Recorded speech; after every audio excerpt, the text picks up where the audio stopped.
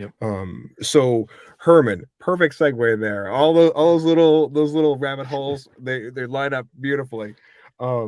So we see the Watchers in chapter 6. They're atop Mount Hermon and they're making this oath, Yep. and that's pretty much the end of it for Mount Hermon. Yeah. But then when we get into the Gospels, we see the J-Man take his disciples on up that same Hmm. mountain there, in an Yeah. event that Matthew, Mark describe as the Transfiguration. And he goes up that mountain, and that's where we see him. His clothes become white as light. Essentially shows them his real godly um, persona. Now, I love the way Michael Heiser put this during that event there, but I'd love to hear your thoughts on it as well. In his writings on the unseen realms, Michael talks about Jesus Christ when he walks up Mount Hermon there, and he does that, and they have the interaction with Elijah and Moses. Uh, that that was Jesus more or less saying, "All right, y'all, all you fallen angels, all you ne'er do wells out here, I'm coming for you. I'm on your turf right now, and I'm laying claim to this whole place." Hmm. Yeah, and he underscores that as well before that when or it's probably in similar sort of timing, but it's done at a separate time where he takes the disciples right up to Bashan. So there's no question which mountain he's at when Yep. he's going to uh, Caesar Philippi. It's in Bashan at the foot of Mount Hermon. And he is declaring at that time, at the bottom of Mount Hermon, he doesn't go to the top, where you have the Pan Temple and where you have the Hmm. gateways to Hades, that Hmm. upon my rock, I'll build Peter, this I church. will build my church, and your time is over. And at this point in time, they don't even know about the resurrection yet. So they're probably wondering what the heck is going on here, but they're Oh, I saying, we're going didn't to kill him think anyways. about that. That's a Yeah. great point. Yeah. So they don't learn about it until he tells the most impassioned ones that are in the abyss while he's in the grave, what's actually going to transpire. And as what, and I agree with also with Heiser that this is a foreshadow to where the showdown's going to be at Armageddon. Hmm. So I could see Megiddo, that. Megiddo doesn't have a mountain. Harmageddon, Har is the Hebrew word for mountain, and it's a special mountain. It's the mountain of gathering. So Jehoshaphat is a allegory for the valley below Mount Hermon, as the book of Joel talks about. But this specific a mountain is the mountain of sacred festivals. As you would take the meaning back to Hebrew, it's a mount of the assembly, the mount of the gathering. This is the Hebrew word moad, as we have it in more of a modern sort of Hebrew form.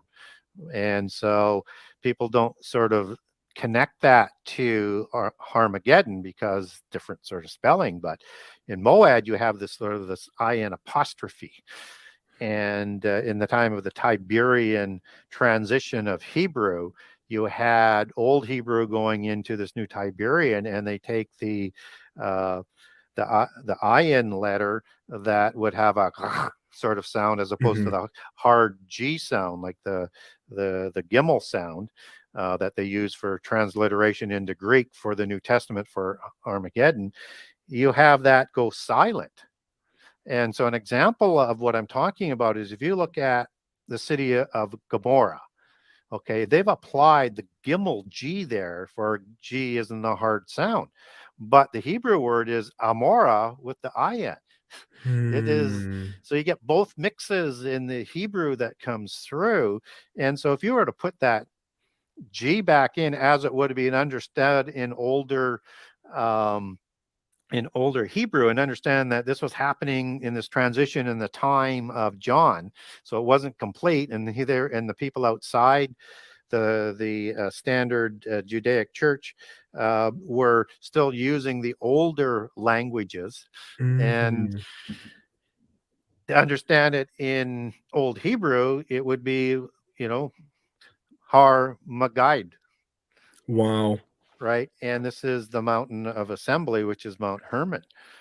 And that's where the gathering of the armies is going to be at the end time, because Satan, not Satan, Antichrist, when he sees something from the north and the east, as Isaiah 49 talks about, he sees Jesus coming from the north and the east. And so he starts to move from where he is, because he's having a war with the king of the south somewhere in Africa somewhere. And he's going to come back up north and up the seacoast, and then set his tents up at Armageddon, which is Mount Hermon, which is the most holiest place of the polytheists on earth. It is where the assembly of the gods are. That's talked about in Psalm 82, and where Satan has his seat above that council. So this is it's all sort of, if you just let the Bible flow in the context of what they're talking about, everything sort of falls into place and makes sense. So again, I go through this, and there's a lot of detail as I go through this in the new book for the people. So That's another flavor of outstanding. what's coming. Yeah. Yeah, and for those who'd love to see sort of a visual of the battles as they're going to be lined out, where Yeah. the troops are coming from and where they're going, I'd encourage you to get Hal Lindsey's book, The Late Great Planet Earth. He's got Yep. some outstanding visual aids inside there, and breaks down the entire thing, goes through the language and how we arrive with key players like Russia and Yep. China being involved in that whole affair. Yep. So And another thing to keep in mind about Mount Hermon is that it has several different names in the Bible. And one of them they're going to use as a counterfeit. And we're given that name. So, I mean, different peoples have different transliterations for Mount Hermon. And so in Deuteronomy 4, right at the end of the chapter, I think it might be 45, 43, 45, it's called Mount Sion, Sion. And it's a different word than Zion. Always a So, counterfeit. yeah, so this is going to be the Mount Zion or Sion, just as that's been translated as Sion in the New Testament in the King James Version, where it should be Zion. That is going to be used by the polytheists, and part of that counterfeiting and credibility of Antichrist. So you also have this coded into the secret societies with the Priory of Sion, which was the parent organization to the Knights Templar that formed the Knights Templar.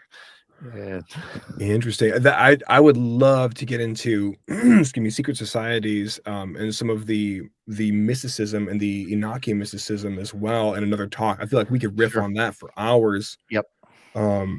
Wow, lots of great information. If you guys haven't by now, smash that like button, smash that subscribe button, please. I also have Gary's social media links inside of our description as well.